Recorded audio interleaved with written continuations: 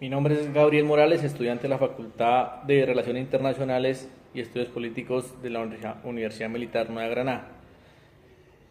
El presente video es un video académico, por tal motivo no involucra ninguna institución ni entidad del Estado. El tema a tratar es cómo se podría relacionar el caso de Reficar con los pensadores políticos neomodernos. Inicialmente Ecopetrol tiene un objetivo, el cual es refinar cerca de 650.000 barriles de petróleo diarios. Para esto necesita repotenciar una de sus refinerías y en este caso escoge la de Cartagena. Por tal motivo nace el nombre de Reficar.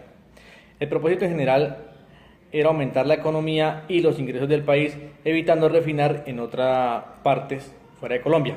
Y en busca de estas mejoras, la inversión del dinero fue desproporcional a lo presupuestado. Norberto Bobbio, en su obra Liberalismo y Democracia, nos habla que los representantes elegidos por los ciudadanos son capaces de juzgar cuáles son los intereses generales. En este caso, Reficar tuvo malas gerencias y decisiones mal tomadas. Juan Carlos Rodríguez, en su obra La metateoría de la legitimidad del Estado moderno, cita a Kant, donde nos habla que el contrato es el principio de la justicia de forma política básica y legítima, de la cual emana todo derecho. En el caso de Reficar, los derechos del contrato no se cumplieron, ya que la empresa CBI realizó contratos con una empresa americana por 3.700 millones y a la final terminó costando 13.500 millones. Edgar Manrique Martínez, en su libro La corrupción de la administración pública, un perverso legado colonial con 200 años de vida republicana, nos postula que la corrupción en América Latina tiene sus orígenes en los gobiernos coloniales y varía con el paso de la historia. En el caso de Reficar, fue un caso que viene hace más de 16 años con estos dos últimos gobiernos y por tal motivo va de generación y por encima de los casos de miles de millones anteriores. Gabriel Alexander Solórzano, en La justicia en la filosofía contemporánea, una aproximación a la igualdad y la legitimidad, afirma que la teoría de la justicia, que deviene el pensamiento político contemporáneo, se caracteriza por la distribución de bienes en aras de la igualdad social. Obviamente, en el caso de Reficar, no hubo ninguna igualdad social, ya que sus integrantes o los miembros de este proyecto, cada uno tiró con fines personales. Nicolás Maquiavelo, en El Príncipe, nos resalta que la necesidad de la planeación para la realización de un buen gobierno.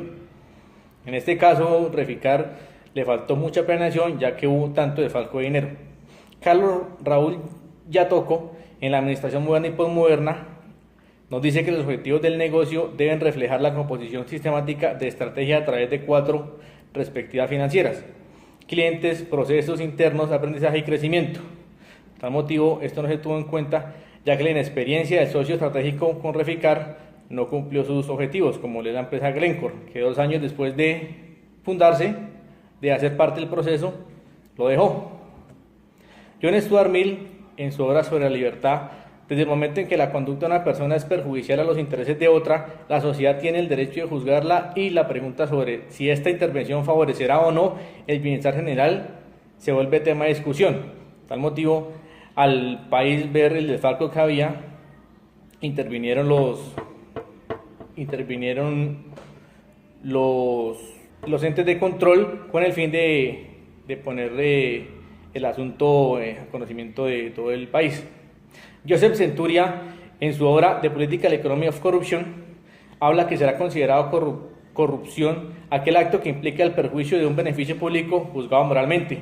Como todos sabemos, un desfalco de 8.5 billones de dinero que se ha perdido en el proyecto de la ampliación de la refinería en la adquisición de materiales y equipos que no se utilizaron. A esto se hace referencia.